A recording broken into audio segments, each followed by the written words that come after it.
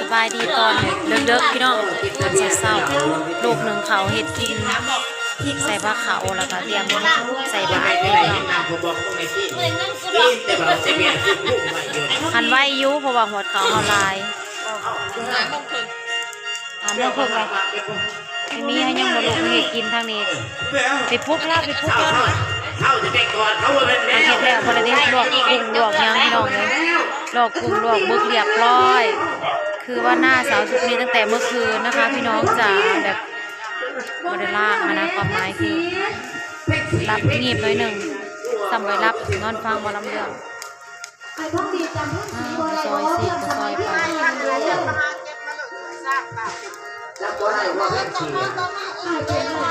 ิว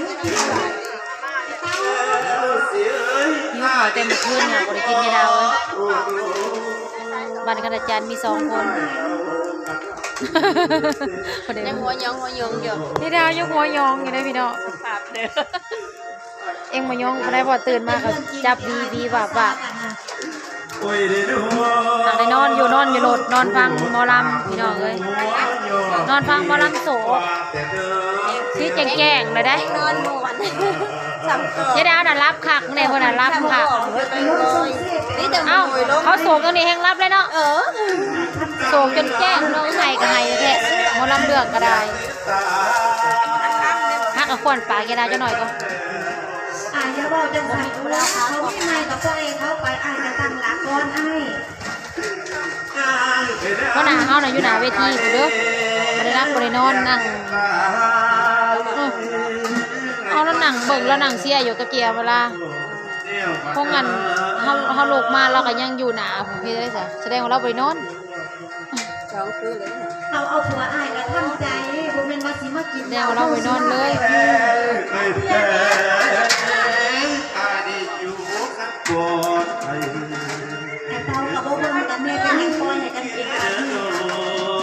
เขาตอนนั้นนางเอกไปหาเพิ่นผัดเพิ่นเข้าใจผิดเพิ่นว่าง่ายมันเข้าใจผิดเด้พ่อแม่บ่มักนอนพังหรือว่า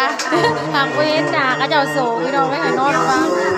บ่ได้เพิ่นบ่มางอกคนว่านำเขาพ่อแม่ก็บ่ให้บ่มักคนถูกเขามีไม้กับปล่อยเขาไปเขายังมีชีวิตสิมาอยู่เขาก็ต้องตั้งรักตัวใช้ซื้อที่เราเอาซื้อหน้าเป็นแบบพักก็เอาเขาไปได้แล้วบ่เรียกมันก็ได้หลายเขาเป็นที่ยังน้ำข้นคือเดียว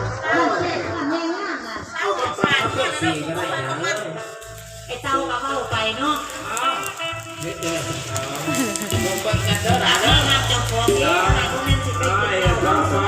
ปล่อยเสียงกลางเศร้าไปกินใส่มันกูมีความหมายว่าฮะไปเส้นอย่างมากอีกแล้วกินไรจบแล้วจบเท่านี้แล้วยังพ่อจะจบเอาไปชิมิแต่ร้องเพลงอะไรบ้านนี่นะพระอยากเสียอาหารกับไปเสียในแม่ตอนแก่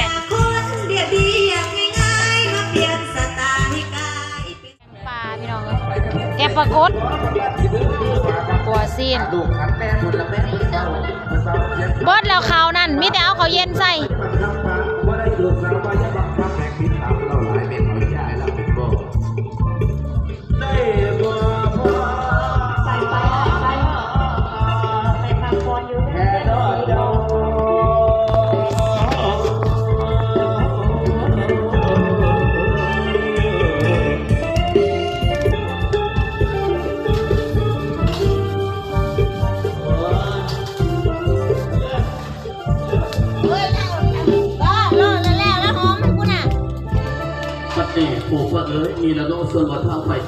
แจ้งกลางปางพี่น้องยังลำอยู่เลยจบแล้วบัดนี้นะน้องสาวลาสาวแพทย์สีนั่นชื่อว่าเพื่อนเคยเที่ยวรวมกันทำแต่ข้าวยังหน่อยนั่นเขากับว่าส่วนสวยสู้มาโยกเอาโลกขึ้นเบาเท้าเขาเพื่อนพอดีแล้วมีระบบแจ้งกลางปาง ด้านหลายวันกระตกลุ่งโป่งใจแต่งงานกันแล้วเอากันนกกับสาวลาแพนสีนั่นคือว่าท้องดีเอา กับแผ่นสีเขาอยู่สอดนอนตกปอง มาบัดแล้วบัดนี้ สติ เจ๊หากะลูก อีพ่อนี่ซะแล้ว เจ๊เพิ่งกระตื่นเสียนอาหารเด็กบ่ แสนว่าอูตำหลายเจ้านี่เขา เขาหลับไปนอนฟ้า ทุกวันแรง ยังตัวนี้แหละตัวนี้น่ะสวยโลดเลย ใส่ดีบ่มีทางสิได้จ่ายผู้ฟังเลย เออพร้อมกัน อีกแล้ว ซิกแล้ว ตอนไฟนั่นจะไหนกระบวนจากทางต่อไปพี่น้อง เอาหมักเซเลเดอร์เฮาก็เก็บตอนใดเมื่อบ่แหละ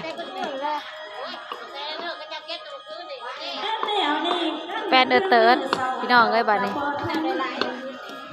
เอ้ายังล้ำอยู่บ่ ลูกสาวนี่ท่านใจบ้านนะจ๊ะ พี่น้องจ้า ไปนี่บ่ ยังร้องยังล้ำอยู่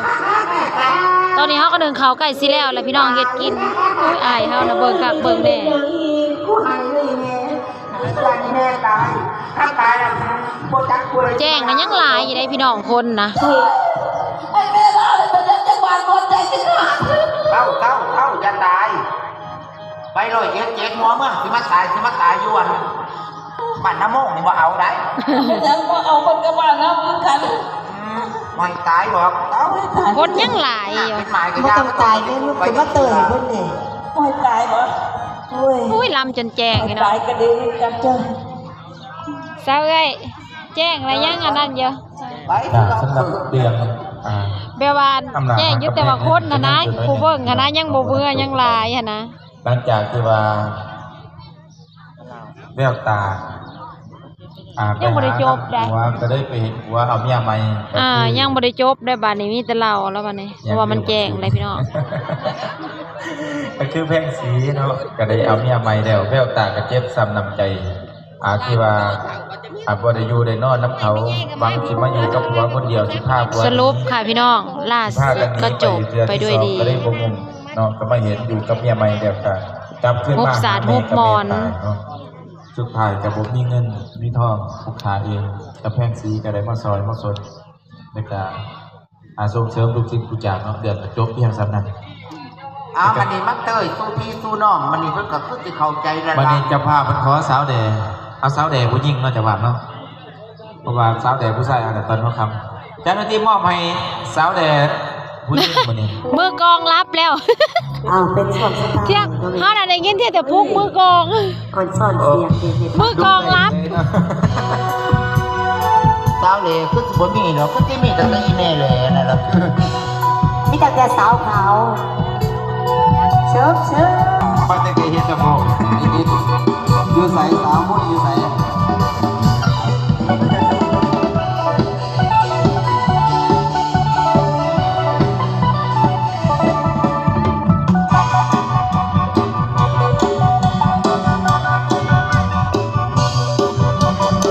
โอ้เป็นสาวบ้านนาซื้อมาแล้วเป็นสาวน้อยบ้านนาหน้าบ่วาดได้ก็ไปคือนั้นเถิดโศกซ้ำรันคบในงานมาป่าสาวมาคิดอายน่ะน้องน้องงามเพราะสวยเด่นดังพระจันทร์บันเพ็ญมันเป็นสีอายขอปากแทบน้ำบอกได้ไหมตีสาวปัดดาคนนี้สวัสดีใจแต่จริงใจว่าเก็บเงินไว้ให้มันพอน้องที่ตั้งตารอให้ขอเต้นเบาแบงราคาดองฝ่ามาขอใหญ่และแอบทั้งฉันได้เกินรอเบาเก็บเงินให้พอมาขอเสน่ห์ไปแค่ขอบใจเด้อจ่าพา เอาหุบมาหาหมู่บ่บัดนี้ แล้วมันบ่น่าจะเพื่อน บ่แม่นมันชุกแล้วบ่ไอ้นะก็สิใหม่ๆแหละ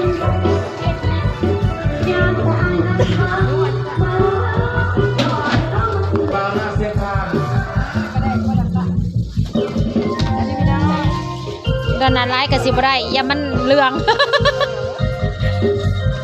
ใครเห็นของกินของหยามก็มีแต่เหลือง